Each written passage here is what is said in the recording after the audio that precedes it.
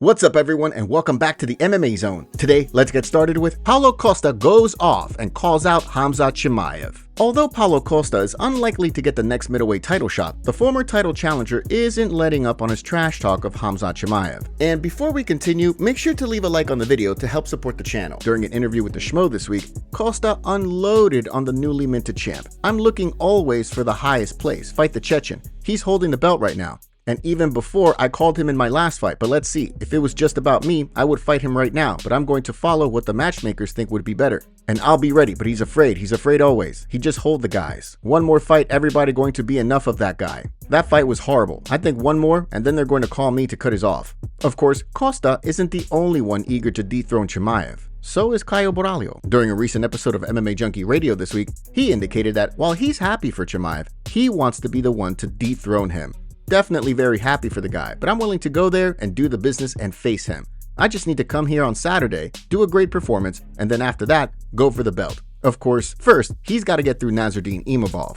As for Paulo Costa, it looks like he's agreed to fight with Shara Bullet at the ABHA Arena in Qatar on November 22nd. Costa posted on X writing, "Was offered Shara Bullet in Qatar, it looks fun, I said yes." Would you be interested in seeing this fight? Let us know in the comments below. Usman Nurmagomedov says his resume is better than Ilia Topuria. While Ilia Topuria has been on a tear as of late, PFL champion Usman Nurmagomedov doesn't think El Matador's resume is impressive enough to dub him the best lightweight on the planet. During an interview with MMA Fighting this week, Usman explained that until Islam Makhachev fights at 170, he is the best welterweight on the planet. Once Makhachev officially moves up, then he's willing to put himself atop the list of best lightweights in the world. "I don't want to put myself atop in lightweight because Islam is still in lightweight. He's not moving. After he moves, then we'll see. Come on, brother, Ilia Topuria, how he can be lightweight #1 in the world? He cannot be. He did only one fight. I have 19 fights in lightweight division. I beat former champions. I beat champions. I think my resume is better than him.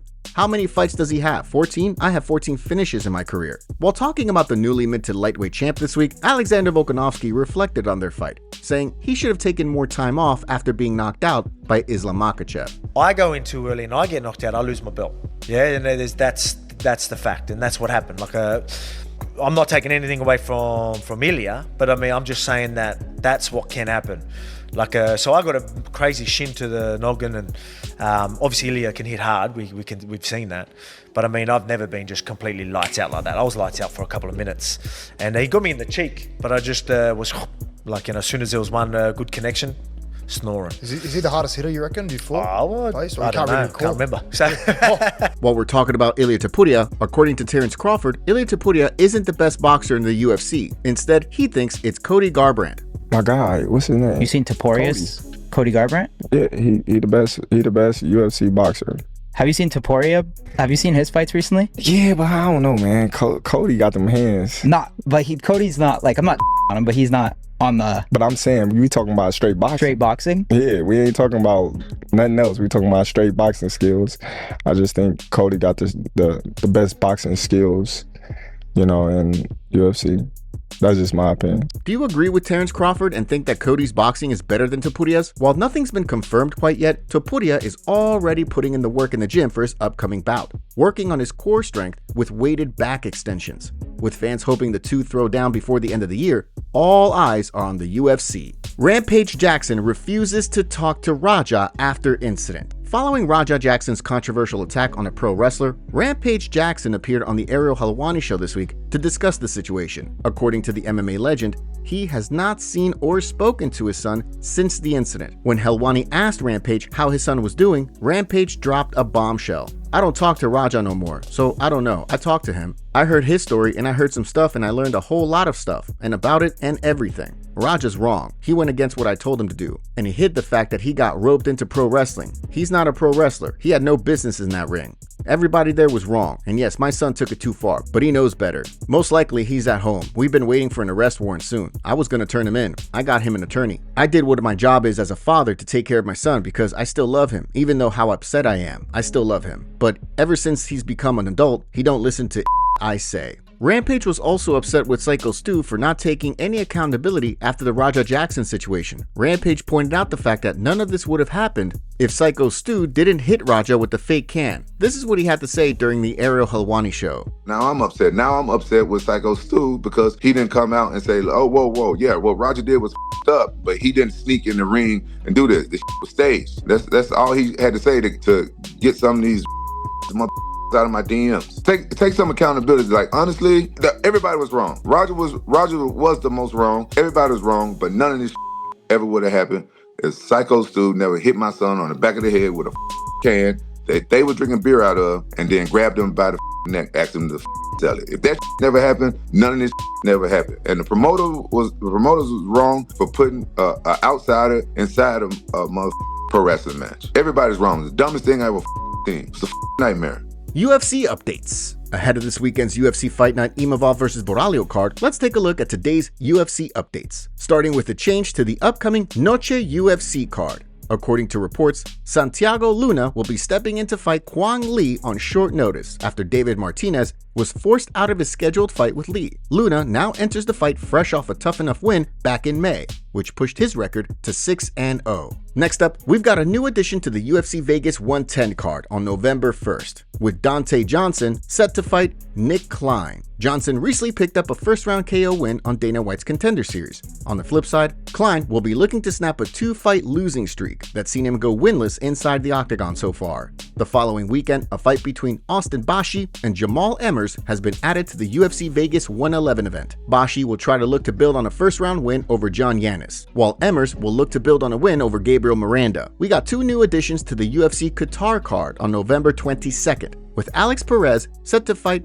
Asu Almabayev and Alexander Topuria set to fight Bezat Amalkhan. In the Perez-Almabayev fight, Alex Perez will be looking to return to action after a knee injury in his bout with Tatsuro Taira last summer. On the flip side, Almabayev is coming off a win over Jose Ochoa and is eager to build momentum. In the Topuria-Almakhan fight, Topuria will be looking to build on a February decision, while on the flip side, Almakhan will be looking to build on a first-round victory over Brad Katona this past May. Next, we have Anderson Silva reportedly set to be paid out $10.3 million from the UFC antitrust lawsuit, making him the highest paid fighter on the list. The average payment to fighters on the list was $231,000, making Anderson's payment almost 45x more. Recently, we reported Bo Nickal getting roasted by the MMA community for wanting to be on the prelims for UFC 322 at Madison Square Garden. Well, it looks like Bo Nickal might have gotten his wish. It was reported by Igor Cochinello from ESPN Brazil that Nickal will fight Rodolfo Vieira at MSG. As of right now, we're not sure if this fight will be on the main card or not. Cory Sandhagen posts funny skit looking for sparring partner. With his bantamweight title fight against Merab Dvalishvili set for October 4th, Cory Sandhagen has been going all out with his social media. This week, the #1 contender dropped a hilarious skit on Instagram, referencing Dvalishvili's decision to kiss Sean O'Malley mid-fight, while also poking fun at the machine for accidentally diving into a frozen lake and cracking his skull open years back. You got good kisses? I don't have good kisses. Do you know how to swim? Do you know the difference between frozen water and not frozen water? Yes. Yes? How loud can you yell? Ah! That many. Get him the out of here.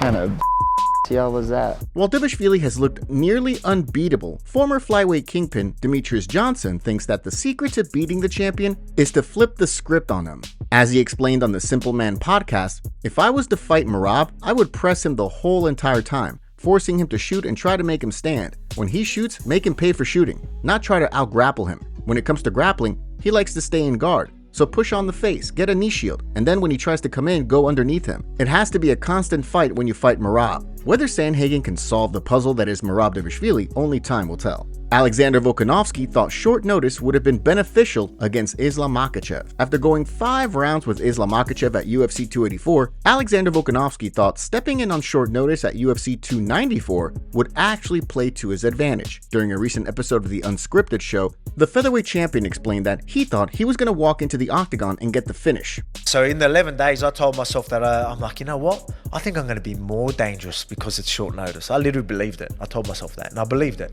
I said, now, last fight that, I went there and I was a little worried about the takedown and all that. Still, even though I wasn't worried, but at the same time, didn't let my hands go enough. Now I've got no choice. I ain't going to win a decision against Islam on 11 days' notice. So I'm going to go out there and I have to get the finish. I have to come forward. I'm going to fight in range where I can be hit, but I can hit him. And this is going to mean I'm going to be probably the most dangerous I've ever been because I'm going to have to fight this fight. Yeah. And I told myself and I believed it. Ahead of Makhachev's upcoming fight against Jack Della Maddalena, the former lightweight champion is looking bigger than ever before in recent footage. After hearing JDM say that he's not too worried about Makhachev's striking, AKA head coach Javier Mendez fired back during a recent episode of Submission Radio. The way he sees things, JDM may be in for a rude awakening come fight night. I hope JDM goes in believing that, because when he gets in there with Islam, he's going to find out a whole different story. By no means is Islam an easy fight for anybody. An MMA fighter that's a striker is not going to have an easy time with him. Don't go by what you see. When you're in there with that man, it's a whole different ball game. So far, Makhachev is sitting as a pretty comfortable betting favorite on most sportsbooks. However, that could change as we get closer to fight night. Alex Pereira exposes huge lie about recent situation. Back in May, Alex Pereira called out the UFC on social media for, quote, playing with him while threatening to retire. At the time, Poatan alleged that he was hacked. However, during an appearance on the Ariel Helwani show this week, Pereira admitted that he wasn't hacked at all. From the sounds of things, Pereira heard via social media that the UFC offered Magomed Ankalaev a fight with Yuri Prohaska, and the former champion was upset and acting in the moment. As he explained through coach and translator Plinio Cruz, a little bit was miscommunication because Alex found out through social media and stuff like that, so he was upset, and that's why he sent the tweet, but he regretted it. He was wrong because he didn't know talks that were going on, things that were going on. So it was kind of a miscommunication between camp, manager, and the UFC, not the UFC's fault. When asked for clarification on whether Pereira sent the tweet in question, Cruz said this. He just said that actually, 100%. It was lack of communication. It was a little bit impulsive from him. He acted a little early because he didn't talk to our manager or find out from Hunter. He saw the internet stuff and he felt a little bit hurt because he was promised the next title shot and he sees that. Fight fans were quick to respond to the admission, with some putting the blame on the UFC. 1 year ago, Shama was the most valuable commodity the UFC had under contract. To say they are fumbling Alex Pereira's career and star power away is putting it lightly. Another added, yet people saying Alex isn't motivated to rematch Ankh, the dude almost ended his relationship with the UFC because he wants this fight. One fan replied, I'm surprised he actually admitted it, LMAO. When asked how he thinks the rematch will play out, Pereira replied in English, I go win.